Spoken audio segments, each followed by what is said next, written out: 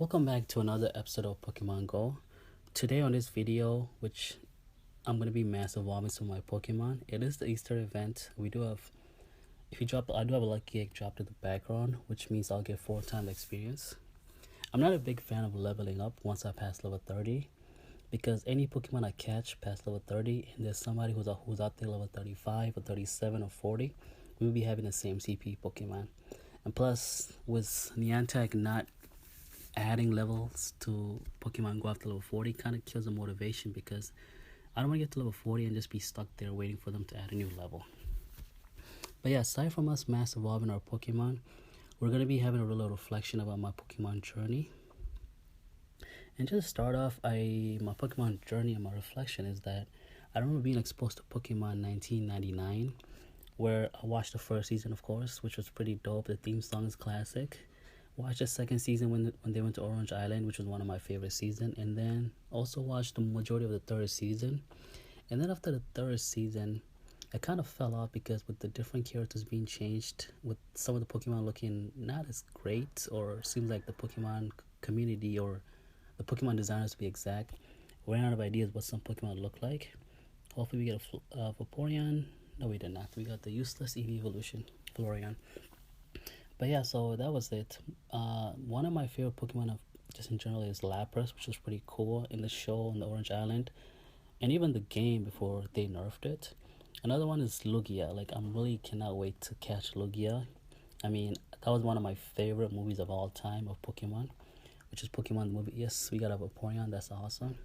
Which is Pokemon the movie 2000. The birds, the theme song, the character development was pretty awesome.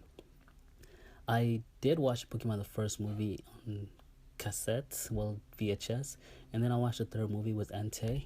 That was pretty cool. I think I watched almost the 8 movies in a row after that, from 1 to 8, and then I kind of fell off a little bit when it comes to the movies.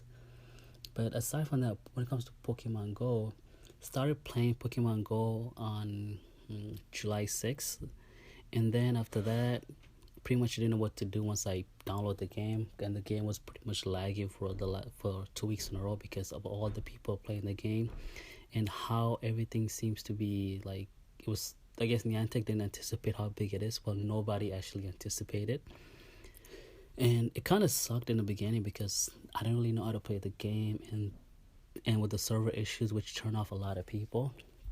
But as I got the hang of the game, it became a little more fun. Doing gym battles in the beginning was really hard because I didn't know how to dodge or etc.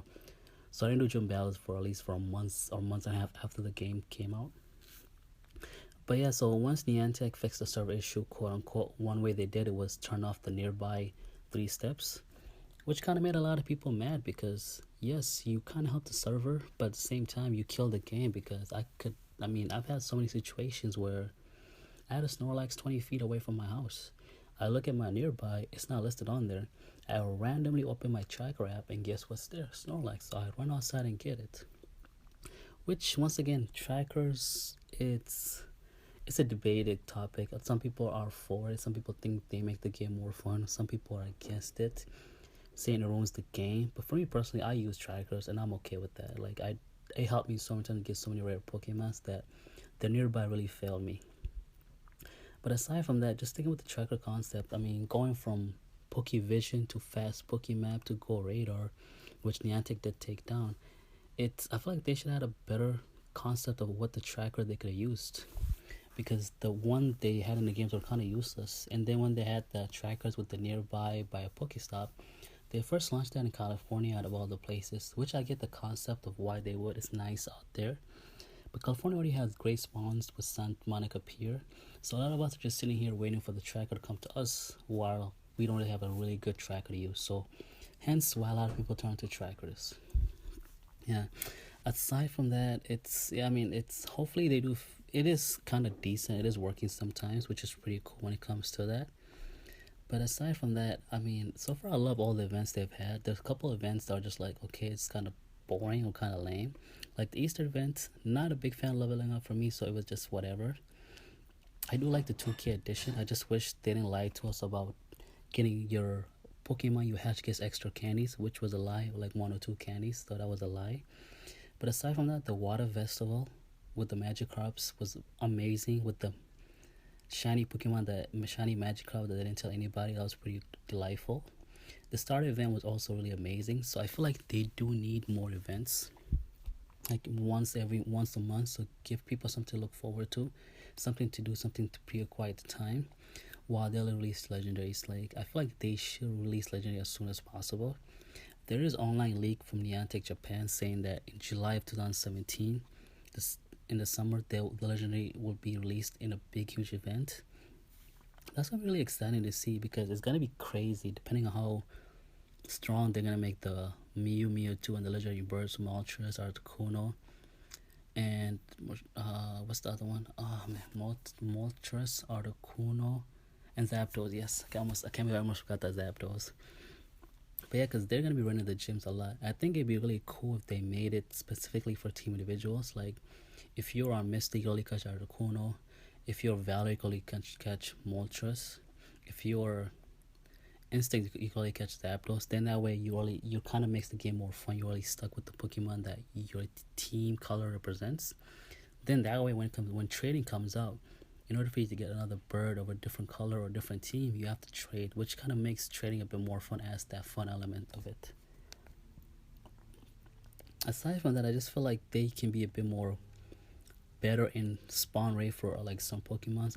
I know a lot of people that complain online and in real life about where they live. There's not many good Pokemon that spawns. Like even for me right now, I have to travel a little bit here and there for me to get good spots.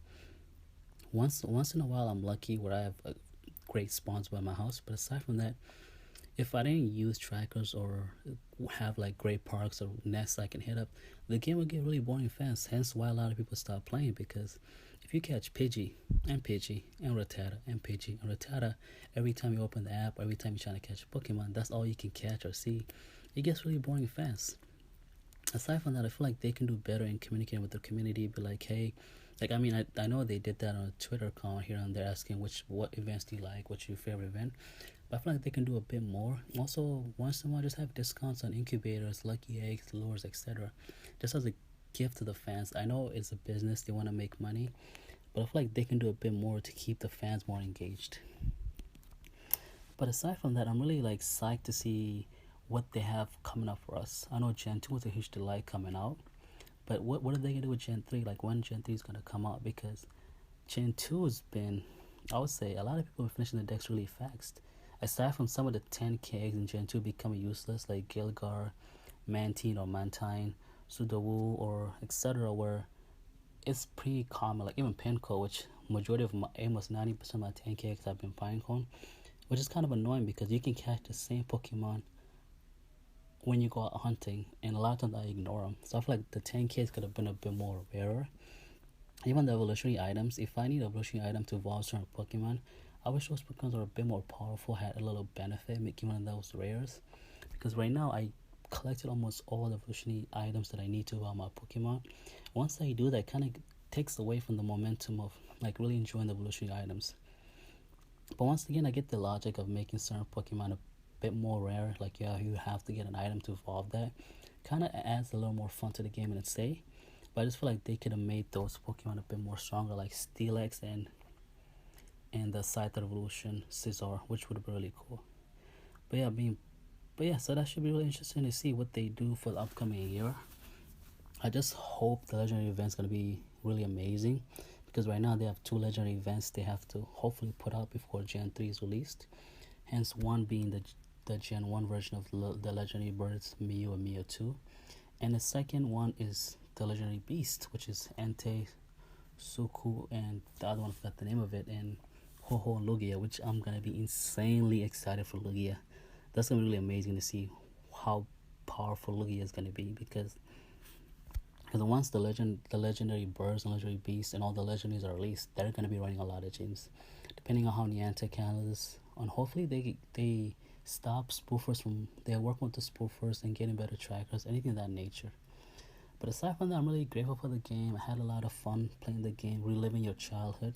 So we'll see what they do with the game, and hopefully it's gonna be fun. And yeah, so I did evolve a lot of Pokemon here, and also the Pikachu Dragon Ball Z, since I'm a big Dragon Ball Z fan. Pikachu. But yeah, so hopefully you guys enjoyed this little video, and hope you guys subscribe, and hope you guys have a great day.